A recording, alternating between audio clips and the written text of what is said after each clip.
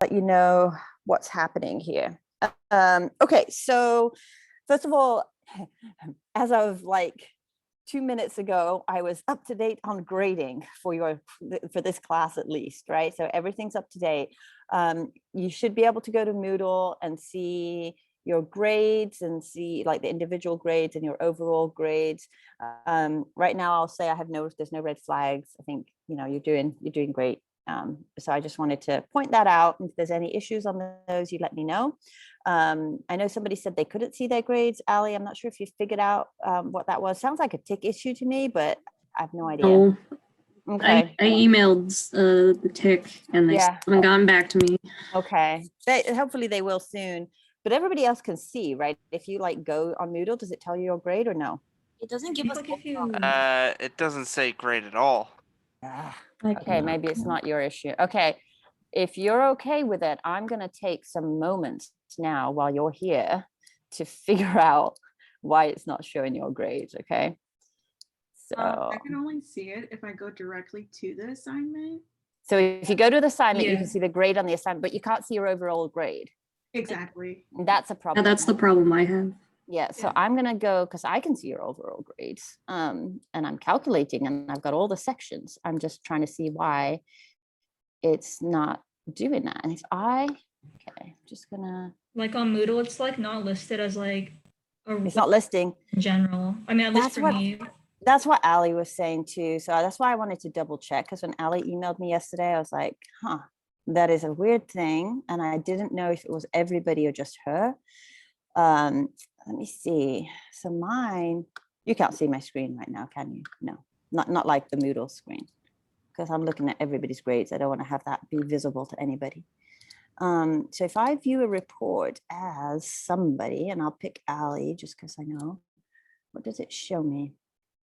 See, if I view it as you, I can see like your overall course total and your overall grade. Okay, I know why. Hang on a second. I think I figured it out. I think there's a overall maybe setting on the course. Yeah, it's let me see. If I go into edit settings for the whole course, I bet there's a little checkbox I have to do. So I've got course visibility, show, course format, appearance, show gradebook to students. I'm going to change that to yes. I'm going to do save and display. And voila. Tell me something good. I see it at least. A tab. Hey, thank you. Yeah, thank you. It's there now. Excellent. I just wanted to make sure that you all could see that. So you can see overall, and it should show everybody. So it was one little checkbox. I just had to hunt it down. So I apologize. I have thought, because I've been grading the whole time and trying to keep it up to date, and I apologize that that was not visible to you before. So I'm glad we figured that out. Thank you. Thank you, Ali, for all your help too, for pointing it out to me. Okay, so grades are all there, up to date. Take a look at them. You have to do it right now, and if you can, like, try not to get too focused on that. But email me. I am human. I make mistakes. There are issues. So for exam on quiz, the first quiz that we had, I graded question 2 incorrectly. Thank you, Kaden. I think it was you who pointed that out to me. So I fixed that on people who had got it right, but I'd marked it as wrong. And so I put a little note on there. But everybody else, I also just gave the points. So basically everybody got 4 points for that true false, because I'd already graded it. Okay. So like I say, I'm human. I make mistakes. So do double check everything. And then for the assignment, I did go through and look at all of your code and all of the comments and all of the, and I really tried to give as much feedback as I could. So, so I hope you find that helpful as well. Okay. But that's where you all are right now. I do want to say, we get very focused on grades. And so I just want to, which is important. Grades are important. I completely understand. But I also just want to point out the learning and everything that we have covered, and even the technical difficulties of just doing with this during a distance learning. And so, for example, just recognizing that, we've covered Visual Studio, we've covered GitHub, and Visual Studio by itself was intense, and then GitHub by itself was intense. And then, we did all the 2D arrays and nested for loops and functions and all that sort of review things. And then we've moved on to object-oriented programming, and we've kind of done classes, classes and kind of composition were the two main things that we covered. But with classes, I mean, that includes things like constructors, and everything else that we've done there, right? Private, protected, and everything, all that, right? So we've covered, I just want to kind of help you recognize how much material we've covered and how we're rethinking, how we're organizing the programs in C++, okay?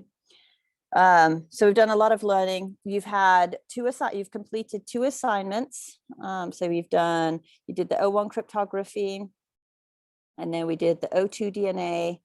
And the next one that's coming out that I'm going to talk about today is O3 DNA set. And so that's going to come out now, and then we're going to move on and do 2 or 3 more assignments after that. And we have completed O1, and then quiz 2 is going to be next Friday. And the date for that is the 12th, I think, March 12th. So next Friday. So this time in a week, there's going to be a quiz. As part of that, there's going to be a review, which is going to be posted later today.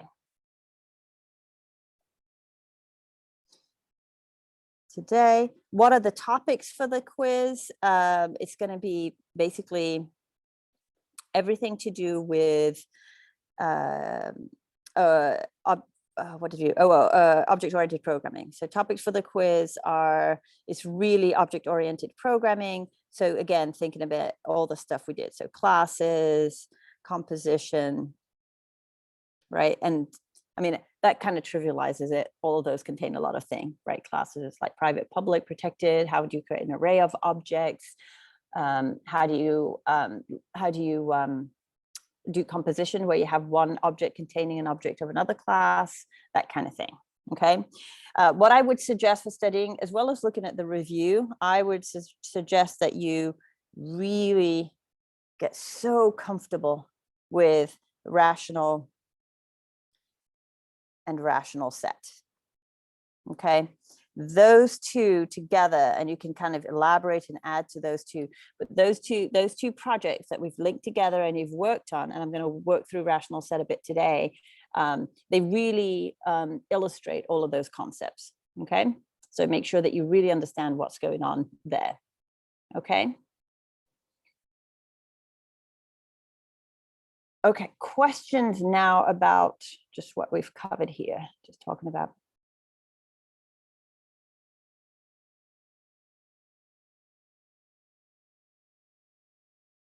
Okay.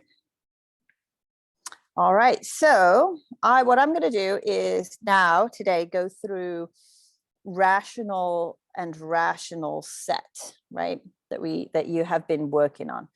One thing that you don't need to memorize, by the way, for the quiz are things like how do you link projects, all those settings like right click here and all that properties. Please don't worry about any of that stuff. You don't have to memorize that for the quiz. Okay, but what you do need to know is kind of understand how this works. I just want to remind you of this UML. Another thing if we have time today or Monday, we'll be working on, excuse me, UML. So, so if you remember each of these, when we're describing classes, right, we can look at them using this UML. This is called UML, right, which stands for Unified Modeling Language. Not that you need to memorize that, okay, but that's what it stands for. So UML for short. Each box, I'll make a note here. So each box is a class, okay? At the top, again, right here, those are our data members. Okay, same with here, I have my data members. And then at the bottom, we have our member functions, okay? And then we have the minus and the plus indicate whether something is private or public, okay? And so if we go back, just kind of look at our rational, our existing rational that you have the full implementation of because you downloaded that project from GitHub. So the rational had a numerator and a denominator. That's how we represented rational numbers. And then we had some functions in there here that a lot of you wrote those yourselves, but I also gave you the solution, which basically said that I have a constructor, right, that takes in 2 integers and from there creates a rational object. I have a print, which I can pass in OStream, such as cout. I had an equals that would compare one rational to another, and I had a multiply, which would compare one rational, which would multiply one rational with another rational, and the multiply returns a rational, okay? And then what we said is what you were working on Wednesday was this rational set. And inside of the rational set, you notice that there was something up here called a static const. Don't worry too much about what static means. I'm going to go over that next week, but that indicated that we had a constant, right? Which I believe we set it to 100 in the .h file, but I don't recall exactly. But what we're doing in this rational set is I'm storing something called num rationals, which is the max or the number of rationals that I'm currently storing, right? So I have the maximum number of rationals. So I'm saying I'm not going to store more than 100, but num rationals tells me how many I'm storing at any one time. And that's m num rationals. And then the mac rational, the array of rationals, stores the actual rationals. And what we said here is this represents a relationship between 2 classes, and we called this composition. And that's what that little this little sign here means, right? So that's composition. And what does that mean? It means that rational set is composed of objects. So rational set is composed of objects of type rational. That's how you can read this UML diagram, right? So a rational set is composed of objects of type rational. And you see that here. This is where we see the rational showing up inside of my header file, okay? And then for rational sets, I wanted you to implement these functions. Print is in intersection and add. And I tried to give you some descriptions of those. I checked on GitHub this morning and not many of the pairings turned in or uploaded code. So I don't know how far you got is really kind of where I am. I'm thinking didn't get very far. So what I'd like in the chat is everybody to remember how far you got on implementing these functions and just message me, direct message me what you did, how far you got.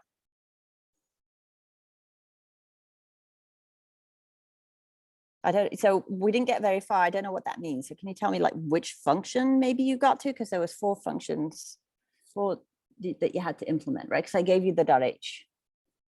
Okay, thank you, Ali. That's fair. Okay.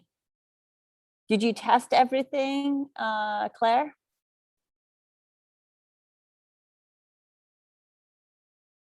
Yeah. Yeah, print, I think they're in a different order maybe. Okay, good, and everything worked, excellent. Couldn't fix errors, so there's still a few errors. That's fine. Thank you for letting me know. Okay.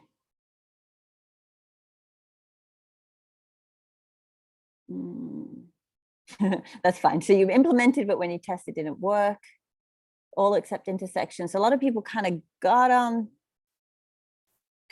onto intersection, but some people like did them in a different order. So skip some to go to the others. Okay. And we're not sure if the functions are correct. All right. So, so I think what I'm going to do is I'm going to try and walk through implementing them. Okay. But as I walk through implementing them, I'm going to go a bit back and forth between drawing kind of a diagram of what's happening in memory as we're doing this. Okay. So let me see. So what do I have? So this is, so just as a reminder, I just put this up here if we need to reference the .h file for rational, but we're not going to use rational. So I'm going to skip rational for now and go to rational set. Okay. So this is the .h that you were given. Unfortunately, not in a very, this is not highlighted, right? So, all right. So what I'm going to do is I'm going to start coding some of these up, and I'm going to start with let's say this, the simplest one in this case, which is print. So here's what I'm going to do. Okay. Just going to, try and copy these and actually, maybe I'll do it this way. Maybe what I'll do is this. I'm going to copy the whole thing, just the class, and then go to a new page and then start implementing the functions one by one, okay? Okay, so oh, it did the whole thing. Okay, so there's class rational. I'm going to start with that. Okay, so I'm going to do, so this part over here, this is in RationalSet.h, right? Notice how more complicated it becomes in 250, where, because we've got so many files, so it gets even harder to kind of like walk through things. But anyway, here's RationalSet, here's RationalSet.cpp. We know we're going to pound include RationalSet.h. I'm not going to put that in there and have whatever pound includes we need, okay? I don't have a constructor, that's fine. I'm just going to start writing the implementation or the definition for rational, for the, sorry, print function, okay? Oops. Okay. So RationalSet : print. I'm going to try and write that exactly as is. So we're passing in a stream by reference, and then I'm going to do RC out stream. Okay. All right. Now, before I do this, I'm going to just kind of think about if I'm in main, right? That's a nice convenient location here. So if I'm in whatever it was called, RationalSet driver.cpp, okay? Maybe what I want to do is kind of test things as I go, right? So if you had just the header file, you hadn't implemented anything yet in the print, you go into the main, okay? You're going to do, you want to create an object of type RationalSet. So if I say RationalSet is my object, let's call it C, we're going to call it RatSet. Right now, notice I don't have any constructor, so I don't need to pass anything in. What is just writing this statement? What is that going to do? So again, direct message me and just tell me what is happening if I create RationalSet. Think about in memory, think about what variables are going to be set, what's going to happen.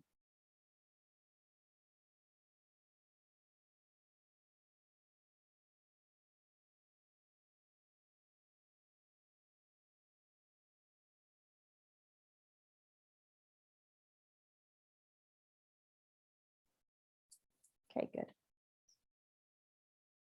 Thank you, Taylor.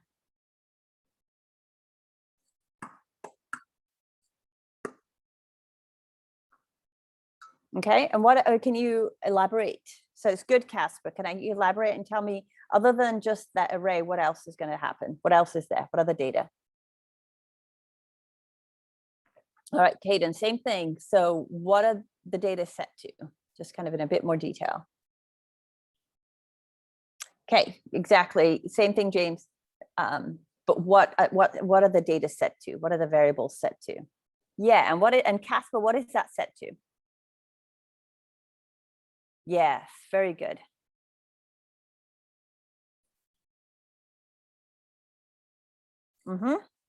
Very good, Caden.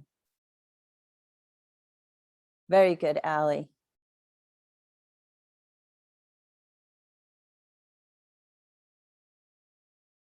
Okay, good. Good job, Casper.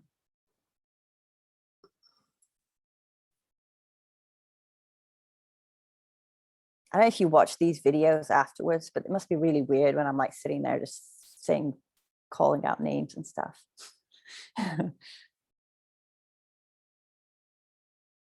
Nice job, Jordan. Okay, so I'm going to kind of just show you a little bit because it helps to visualize what's going on.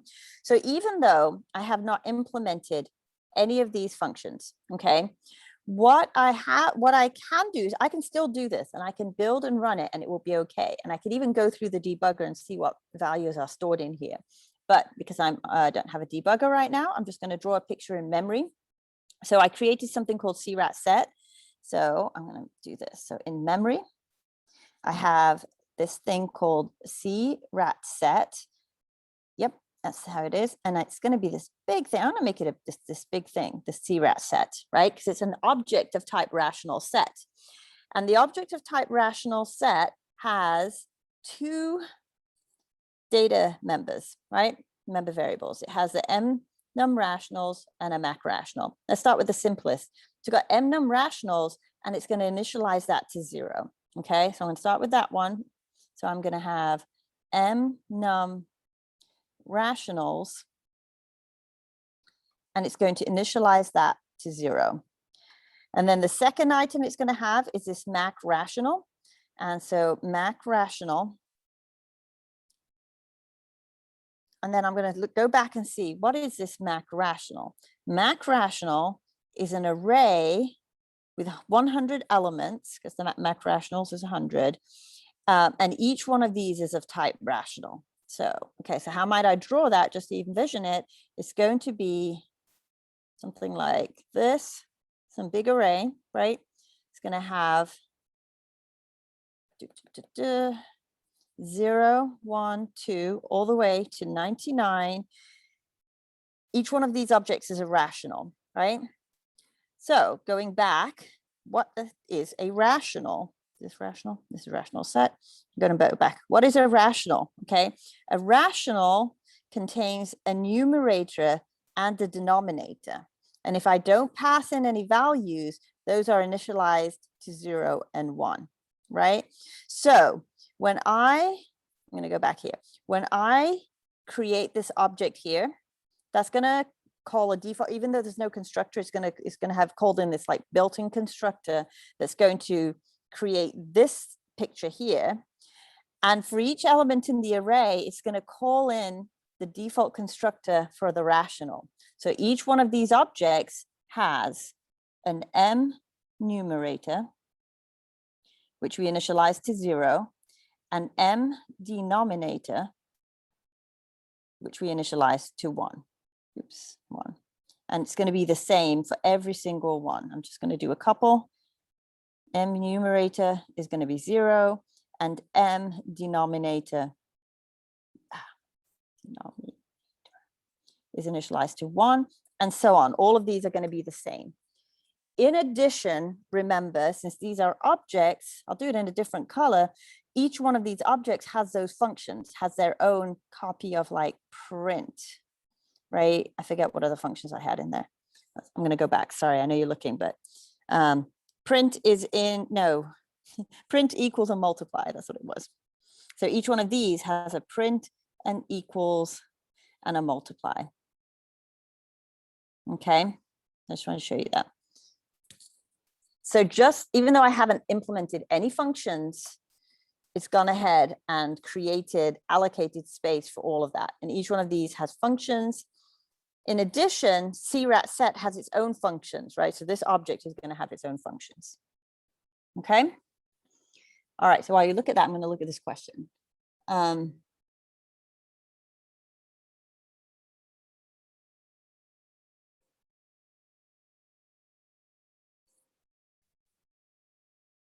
Not sure. So Taylor, we're not accessing right now. So when we create an object of any type, each object gets a copy of all that data. It's not like we can access and say CRATSet.num_rationals and change that number, but each object gets a copy of that data, right? Like every time I create an object of type rational, it's going to give it a numerator and a denominator. Okay. Does that make sense? Yeah, so like when you like declare like an object of like a certain specific class, like within like correct me if I'm wrong, but like within that like specific class, like whichever like private member variables are in that specific class is okay. Yeah, so RationalSet has this data. It's private, which means that I can't access it from here, like in the main. I can't say cratset.mnum rationals and change that, right? The fact that it's private means that I'm going to do it in red. If I try to say cratset.mnum rationals and set that to be some other value, that's going to give me an error, because as soon as I did that dot and I tried to access something private, it's going to give me an error. But cratset does have that. It's just it can only be changed using these public functions. Okay. Okay. All right, I'm going to just say that's not allowed. Okay. Okay. So that's where we are right now, right? So this, because we've got an object within another object, right? So we've created, even though we've created cratset, that cratset contained objects from type rational. If I created cratset2, right, it's going to have another box with the same thing, right? 0 mnum rationals, and then an array of 100 elements, right? And all those are initialized to 0. Okay. So, so right now, since I don't have any rationals in there, maybe what I should do, instead of jump into the print, I'm going to go and do this add, right? That says I'm going to try and add a rational into this rational set. Okay. So in order to add a rational to a rational set, I'm going to try and write this function. So don't worry about print. We'll get back to it. So I'm going to do bool rational set colon add, and then do a const rational by reference. And so that means that I'm not changing the rational, but what I want to do is add it in there and do rational. Okay. Okay, so if I'm going to add now, one of the things with sets is we're not allowed to add a rational, like we're not allowed to have duplicates. So if I have 3/5 inside of my rational set, I'm not allowed to add another 3/5. Okay, so even though I haven't written this bool is in, I'm going to use it in my rational set. Okay, so I'm going to say, let's do it this way. So I'm going to say if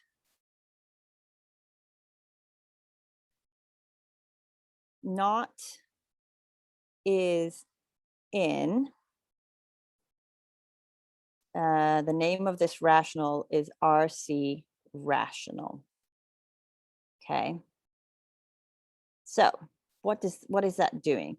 So what I'm saying, I'm taking this rational that I've passed in here, right, that I want to put into my set. And what I'm checking is I'm calling this function is in. I don't need to have an object attached to it because is in is part of the same set, right? Add and is in are in the same location. So once I'm in add, I can call is in. So down here, I can just say if RC rational is in. So basically it says if RC rational is not in the set, this not switches that. So if it's not in the set, then I'm good. I'm in a good position. I can now add RC rational to the set. Okay. So I'm in a good position to add RC rational to the set. So the way that I'm going to add the RC rational to the set is I'm like, okay, well, the way I'm storing these as this array of Mac called Mac rational. So I'm going to say Mac rational sub, and I'm like, oh goodness, it's an array. I've got to give it a location. So what location am I going to put the element in? Well, I've got this num rationals here. So I know that there's nothing in there right now because I say 0. So I'm just going to put it at the location m num rationals and then increment that and say I now have a num rational. So I can say Mac rational sub m num rationals gets RC rational. Okay, so that's going to take that RC rational and it's going to copy, it's going to put it into that location. And now since I've added the rational into that location, then I can now increment num rationals and say I now have one element in there. So I can say m num rationals plus plus. Okay. Or like assigning like another object to like another set of objects, right? Yes, correct. So we're taking this, this is a rational, we're putting it into an array of rationals, right? So this is an array that can hold rationals. I'm just putting a rational in there. Like if you change the word to int, then you know you can put an int into an array of ints. So here I'm saying I'm putting a rational into an array of rationals. Okay. Okay. Now there's still some weird stuff here with this Boolean, right? Because I need to indicate whether it was placed in the array or not. So what I'm going to do here is I'm going to say, if I got to this point, I can return true that says, yes, I added the rational to the array.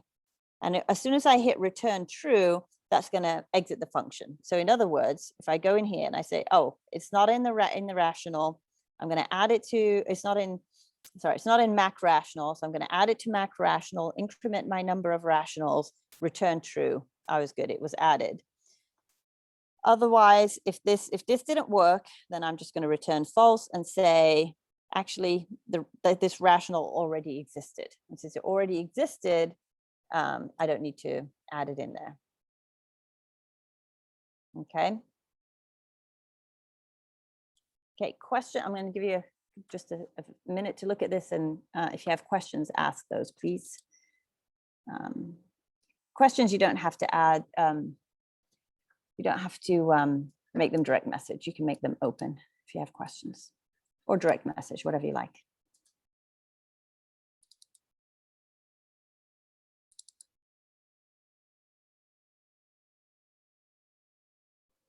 Okay, there's a question. It's a good question. About when we return true, wouldn't it be best to create a new Boolean variable and then return that Boolean variable? Yes, that is true. I was lazy here, but mostly because of space. I mean, this is correct too, but it's usually not a great idea to have multiple returns in a function because then it's harder to test. The best way to do this would be to create a Boolean variable and then set that Boolean variable to true if it got to this point, and then return that Boolean variable. But I did it this way just for brevity.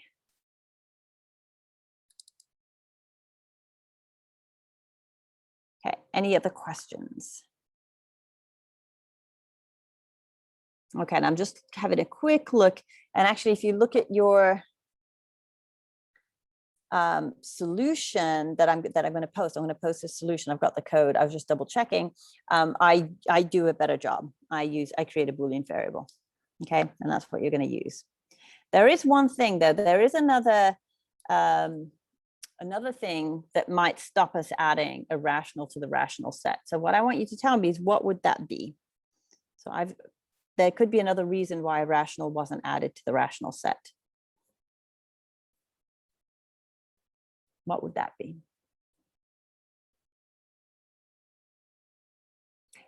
Nice, Caden. So that Caden says if the denominator equals 0, that's true, but that becomes part of that's part of the rational, not the rational set. So the rational class, the object, will take care of that. Rational set just takes whatever rational was created and puts it in there. Okay, so good thought though.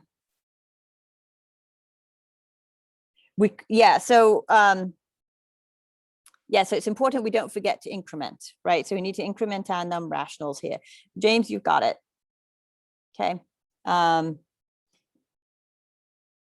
this is the number of objects in the array. That's our num rationals. Okay, I'll get to your question, Ashley, in a second. Okay. Okay, so the issue, so James hit it. Basically, if we, yeah, exactly, Caden. There you go. You got it too, right? So if we have, if we say we're reading a bunch of rationals from a file or having a user type in a whole bunch of rationals, one bad thing that could happen is we could go over 100. We could try to add more than 100 rationals into the set. Okay, so if we try to add more than 100 rationals into the set, then we know that, or into an array, right, a fixed size array, then we know that it's going to give us an exception, right, a runtime error. So then the question to you is, how would I fix it? How would I fix the case where I ended up trying to add more than 100?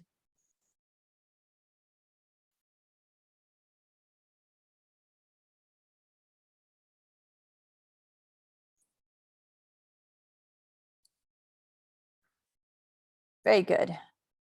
So Taylor, that's the statement already exists. That tells us that we have 100 rationals. What am I going to change down here in my add to account for that?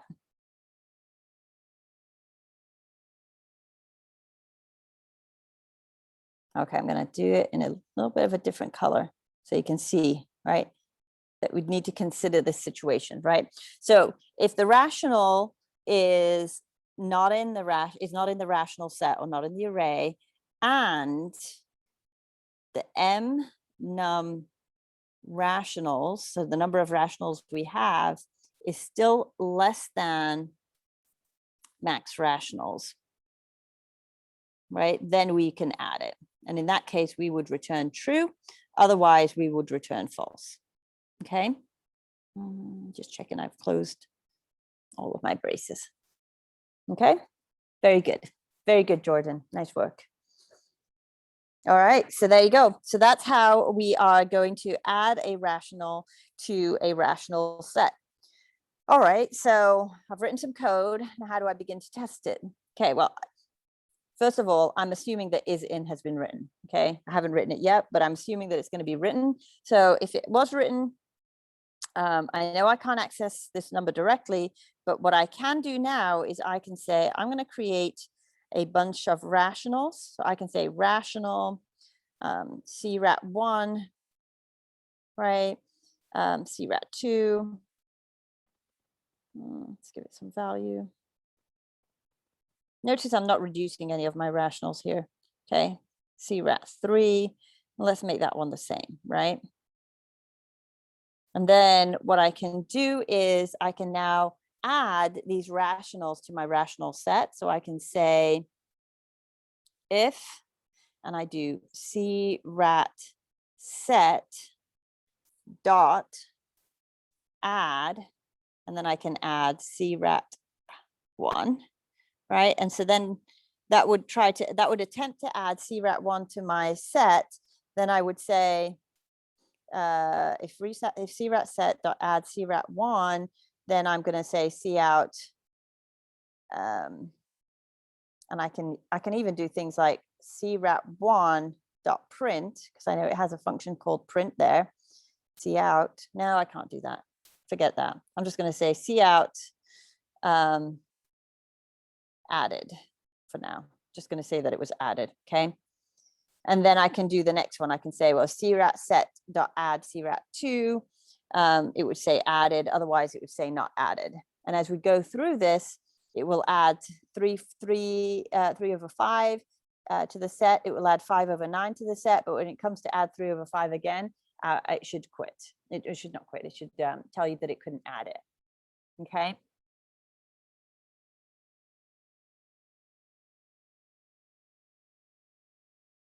Okay, so so how does this look like in terms of in memory? Again, just so we know the picture of what's going on, is I have my CRAT1 that I created, right? And CRAT1 has an M numerator, right? With 0, my CRAT, it has an M denominator. No, not 0. What was it? We said 3 over 5. I don't know, 3 over 5, right? So it has an CRAT1 had those values, right? And I created CRAT2 and CRAT3. So when I went into the add function, right, what it does is going to go to, remember, it checks to see if it's already in there. It's going to go and it's going to go to mac rationals at location 0, right? So mac rationals sub m num rationals. And it's going to say, this is going to, I'm going to copy over the values, right? I'm going to say that this is going to be now, let's make it, so this is now going to be 3. Try and do this, right? So it's going to make, this is going to be 3. This is going to be 5, right? Because we added it over, we had that assignment, and then it changes my number of rationals to now be 1, right? So I've now added CRAT1 into my array, into my set. When I go to add CRAT2, it's going to do the same thing and add that in there. Okay. Questions?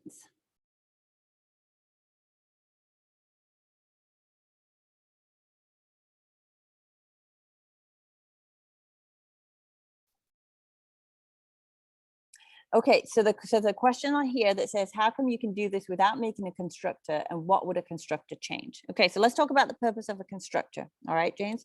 If you look at, I'm just going to go back to rational. This is rational. This is class rational, and class rational actually did have a constructor. Okay, so when I created the object CRAT1 with 3 and 5, it would put 3 in the M numerator and 5 in the M denominator, because here I did actually have a constructor, right? So the purpose of the constructor is to initialize, is to allow the user, whenever they're creating an object, to set those values. Okay, so rational did have a constructor. RationalSet did not have a constructor. Right, so RationalSet did not have a constructor, because I just want it to always be, whenever I'm not allowing the user to say create an object of type RationalSet and set this value, right? And it's impossible to really set an array through a constructor, and so I'm not worrying about that. So I'm just basically not giving the user the option of initializing or setting these to anything but whatever their default is. So I'm just saying you can only create one with the default values.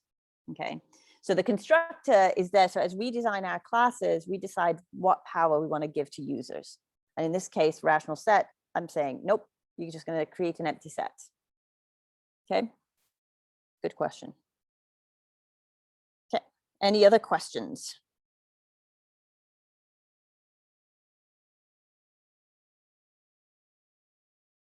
All right, so let's go ahead and write one of the other functions. Let's go ahead and write isIn, and I'm just going to, again, just create, I'm just going to copy and paste these functions. I think it might copy the whole page. Oh. All right, try again. Okay, so then let's go here and paste, all right? So same thing, except now I'm just going to focus on the other functions. And so the one I'm going to look at now is in. Okay, so I'm going to look at bool RationalSet : isIn, and it receives a const rational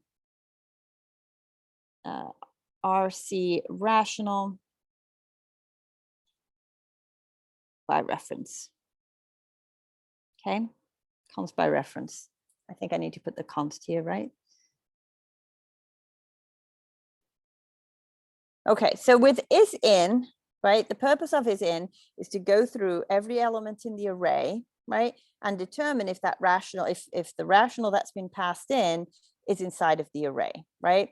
So then I know, I'm going to go back to this picture, is we don't know what this, I mean, we know that this number tells us how many elements are in the array, but it could be 1, it could be 0, it could be 10, it could be 30, whatever, right? But what I'm going to do is I'm going to have to loop through and check every single element in this array and decide if the rational that I'm passing in matches it, okay? So then I'm kind of at a dilemma, because I'm like, how am I going to compare two rationals? All right. So then what I do is I look back at my rational.h, my regular rational, and I see that I have this fancy function called equals, right? Which can compare two rationals. It takes a rational, compares to another, compares it with another rational, and sets that value and sends back a true or a false, right? So because I've written that equals in that rational, I can now use that over here. So I can loop from int I is 0, I is less than, and I'm not going to do to max, I'm just going to go to the m num rationals that we have, right? And I'll do this one properly. I'll create my Boolean variable here. I'll be a good coder. Oh, wrong one. Okay, go away. So we're going to do, here's my Boolean, oops, let's get a pen. There's my Boolean variable : called I'll call it B found. And I'm just going to assume that it is not found, right? So found is false, but if it finds it, I'm going to return it to true. So for I is 0, I is less than m num rationals, and not to be found. So I haven't found it yet. I plus plus, because if I find it right away in that first element, I don't need to go look any further, right? So that will kind of break me out of that loop. And so what I'm going to do here is I'm going to then say if, all right, I've got an array of rationals. So mac rational sub I. So mac rational is an array of rationals. So if I go mac rational sub I, that gets me to a regular rational. If I do dot, then I can access all those functions that I have in rational, which the one I care about is equals. So if mac rational sub I dot equals, and I can pass in this rational that came into the function, right? And so if I say if mac rational sub I equals RC rational, then I'm going to say B found is true. I found it. And then I can return B found. Be like, woohoo. Hang on. Okay, no worries. Okay, questions?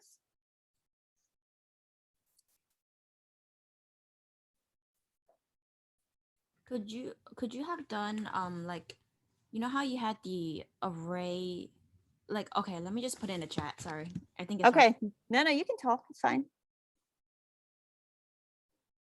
Okay, any other people have questions?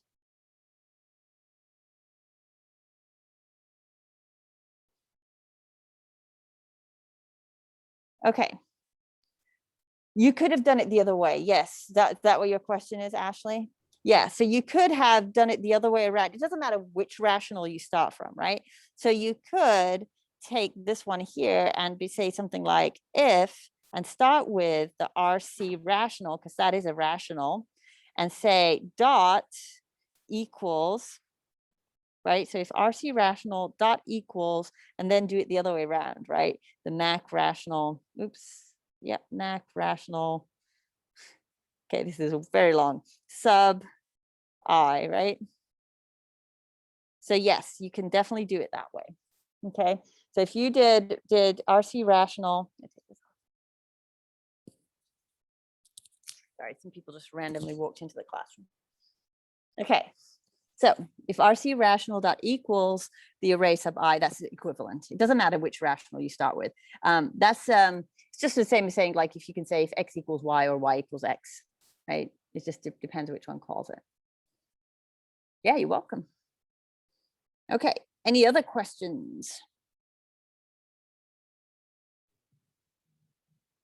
So like the purpose of like this function was to like check if like a certain object's private member variables have values equal to like another object's private member variables. Yeah, so what we're doing here is the is in. So remember, the is in gets called from the add, right? The add calls the is in, right? So the purpose of the is in function is to search through, here we go, search through the elements of the array that exist to see if the element that we want to add in is already there. It just kind of goes through and says, is it here? Is it in there? Return true, right? It's just going to loop through and check if it's there. Okay, and then for the class rational, like I realized there's like a constructor to like like the default values when like declaring an object of like that class rational, but like if we were to like initialize the private member variables of the class rational, would that already be setting default values when we go to declare an object of that? Yes, so good question. So going back, this is just a regular rational, right? So the regular rational, we have a constructor, right? The rational set does not have a constructor. Okay, so because you can actually say change this, you can add here and say this is 0 and this is 1.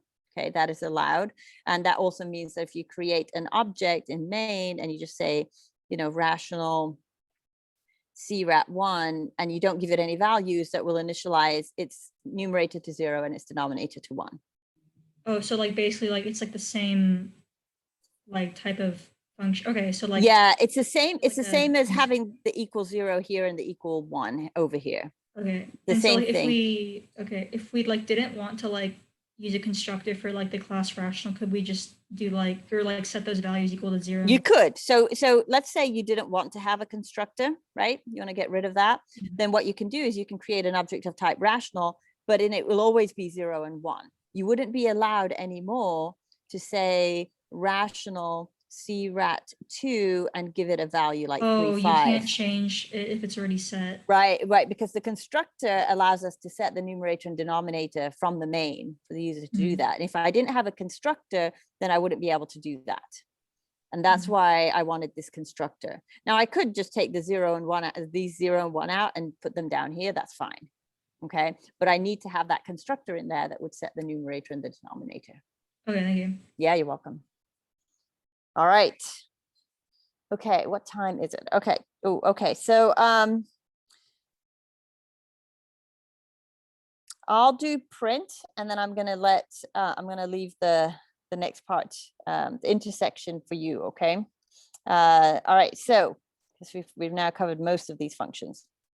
So let's do the print function. Again, this is in the CPP. I've got my void rational set colon print. Just trying to remember what I'm doing here. O stream RC out stream const. Okay. Now, so what we're doing with this print is we're printing out the set. So in other words, we want to print out every single rational that we have inside of our array. All right. And we know that the rational class has a print function. Okay. So I know that I can just go ahead and call that on every rational. So it's going to be similar to that last one in that we are going to have to loop through. So for int I0, I is less than mnum rationals, and then I++. Okay, you're going to loop through all of them, and then instead of what did we do last time? Instead of comparing or calling the dot equals on each one of these, I can now say mac rational, so the name of the array, sub I, that gets me to a rational, dot, and then I call the print. So this is the print that is back in the rational class, and I pass in RC out stream. Okay, because I don't know what the user is wanting to print. Do they want to print to C out or somewhere else? I don't know. I just kind of pass that bit along, and that is it. Just going to loop through, again, loop through the array and call the print onto every element in the array. I know I say that's it, like it's straightforward, but it's a lot going on, right? We're connecting these functions that were in rational with the functions that are in rational set. Okay, and that's equivalent, if you're looking at memory, that's equivalent to looping through each of these elements and calling the print that each of these elements has. Remember, each of these elements is a rational, it has a numerator, denominator, and all of those functions. Okay. Questions?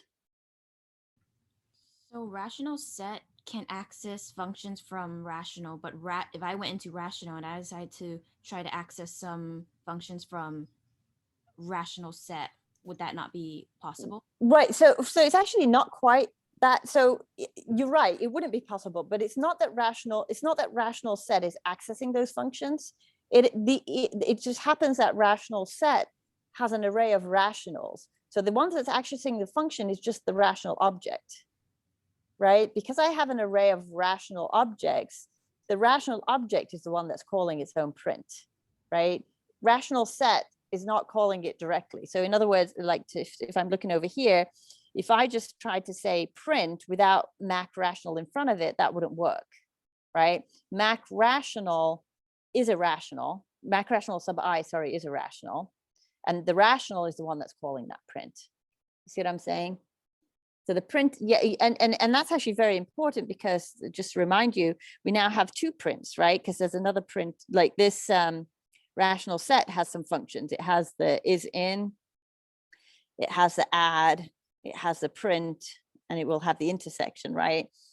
So each rational set has those own functions. And so when I call rational set.print, that is going to loop through my array and call each rational's print. Call this one's print, then this one's print, then this one's print. Yeah. It's crazy, right? Because we're spreading out all these little calls, right? And if you think about in main, to print, like let's say we've added a bunch of rationals to a set. To print, all I'm going to do, I'll just do it here, is say something like CRat set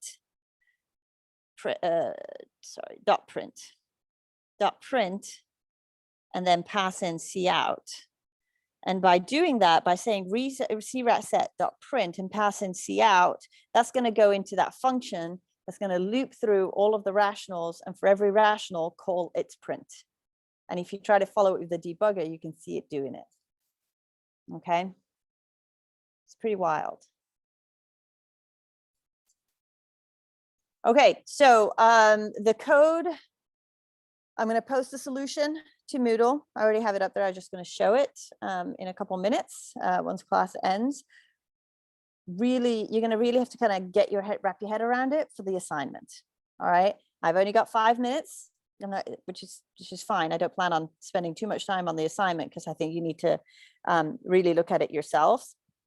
But I'm going to give you a very brief overview. Okay, so I decided instead of using your own DNA, okay, I've given you a solution for DNA. All right, and so what you're going to do, actually, I don't think I've made this visible, so I'm going to go to Moodle, make sure you can see these.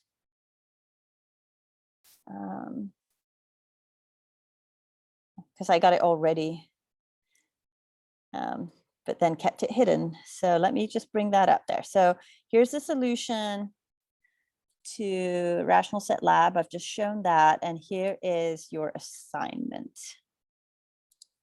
Okay. All right, so I'm going to show these files. All right, so there's your assignment. I'm not going to give the starter code until I know that everybody's turned the code in, okay? Just because the starter code contains a solution for O2 DNA. So I'll look at that later this afternoon, okay? All right, so what you're going to do is you're going to get, it's going to be very similar to the rational set. You're going to download a solution from GitHub, which contains the DNA strand, right? And then what you're going to do is write out the DNA set. There's two things. You're going to add one little thing to the DNA strand, which is an equals function to compare two strands. And then after that, you're going to create your new project called DNA set, and you're going to link it with the DNA strand project using the same steps you did for rational and rational set, right? So now we have DNA and DNA set. Before we had rational set. And once you've linked, you're going to write a class named DNA set. So instead, unlike the rational set where I gave you the .h, you're going to create your own .h. But what you want to do is you need to provide the following functionality for your DNA set. Okay, you're going to have a constructor. You're going to have an array of 100 DNA strands. So again, similar to rational, instead of 100 rationals, we now have 100 DNA strand objects. You're going to have a function to add to it. So you can add a DNA strand to your set. You're going to have a function to get to tell me how many DNA strands you have in your set. You're going to have a function to determine if a strand is in the set. So basically like an is in. Then you're going to have the union and the intersection. And a union is all of the strands get together and put into one new set. The intersection says any ones that are the same. Any strands that are same in each one get put into one set. You're going to have to provide a way to retrieve a specific DNA strand from the set. And then you're going to have a read and a print. So you can read a bunch of strands and then print them. Okay, we had a print in the rational set. You're going to have a print here and a read. And then I think and then you can add anything else you want if you want to, but the basic is the one I've given you. On Moodle, there's some data files that you're going to be using. Here's the test, the input output. So if our input file, the input is going to contain a bunch of DNA strands, but we're looking at now 2 pools of strands. So here's a bunch of strands, DNA strands, and here are a bunch of DNA strands. And then what we're going to do is we're going to print out. So we're going to say, oh, pool 1 contained these strands, pool 2 contained these strands. And then we're going to say, oh, what was the intersection between the 2 pools? And right now there's none. There's no strands that are the same in both, and so it's empty. What is the union of the strands? In other words, strands that were in at least one, and so all of these strands get put in there, right? Because it's non-repeated, so they all get put in there. What is the longest strand in each pool? So it's just pick the one of the longer ones, the first longest one you come to, and then which strands were most similar. Okay, and so these were the 2 that were most similar between the 2 pools.